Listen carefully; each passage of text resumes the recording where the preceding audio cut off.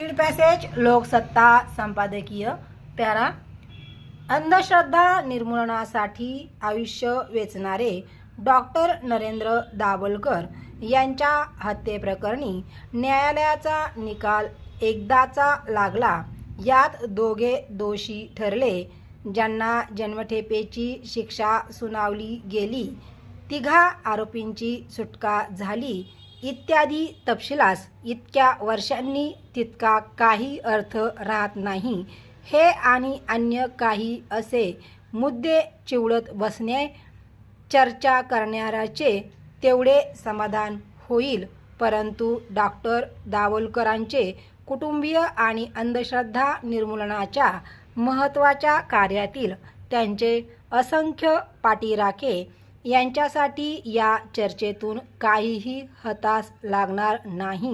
19व्या शतकाच्या पूर्वार्धात या देशात तर्कवादाचा मार्ग दाखवणाऱ्या महाराष्ट्रामध्ये 21व्या शतकात अंशातील एका तर्कवाद्याची दिवसा उजेडी, तीही पुण्यात हत्या होते आणि धर्म आणि नैतिकता यांचा काडीचाही संबंध नाही असे समप्रमाण ठणकावणाऱ्या, तेही त्याच पुण्यात गोपाळ गणेश आगरकर यांच्या महाराष्ट्रास या निकालासाठी जवळपास एका तपाची प्रतीक्षा करावी लागते, ही यातील वेदनादायी बाब.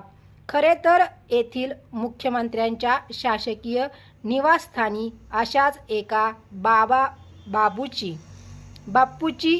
पाद्यपूजा या महाराष्ट्राने जेव्हा गोड मानून घेतली, तेव्हाच दाभोलकर यांच्यासारख्यांचे काही खरे नाही हे स्पष्ट झाले.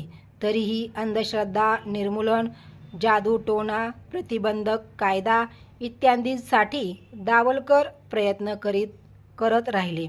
हवेतून उदी काढणारे सामान्य भक्तांच्या हाती प्रसाद म्हणून हवेतला अंगारा ठेवणारे आणि त्याच वेळी कोणी सत्ताधीश दर्शनास आल्यास त्याच हवेतून त्याच्या हाती राडो सारखे घड्याळ प्रसाद म्हणून ठेवण्याचा अमंगळ भेदाभेद करणारे हे बाप्पू प्रत्यक्षात हातचलाखी करणाऱ्या जादूगारापेक्षा वेगळे नाहीत, हे जनतेस पटवण्याचा प्रयत्न दाभोलकर यांचा होता.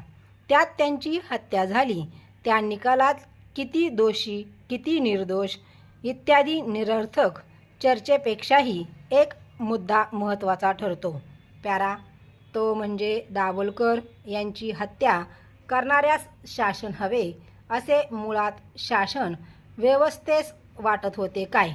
या प्रश्नाचे उत्तर नकारार्थी असणे ही या हत्येइतकीच वेदनादायक बाब सदर प्रकरणी निकाल देणारे न्यायालयही ती नमूद करते. दाभोलकर यांच्या हत्या झाली 2013 साली. पाठोपाठ 2 वर्षात गोविंद पानसरे आणि M कलबुर्गी याच पद्धतीने मारले गेले. पुढच्या 2 वर्षांनी गौरी लंकेश मारल्या गेल्या. म्हणजेच दाभोलकर यांच्या हत्येनंतर 4 वर्षात 3 जणांच्या हत्या झाल्या. यापैकी शेवटच्या हत्येनंतरही पहिल्या हत्येतील मारेकरांचा शोध सरकारी यंत्रणांना लागला नव्हता. दाभोलकर यांच्या हत्येनंतर वर्षभरात राज्यात आणि देशात सत्ताबदल झाला. या हत्येतील मारेकरी शोधण्याचा सरकारी यंत्रणांचा मंदावलेला वेग आणि देशातील बदलती राजकीय परिस्थिती यांचा काहीही संबंध नाही असे केवळ दूधखुळेच मानू शकतील. Over stop.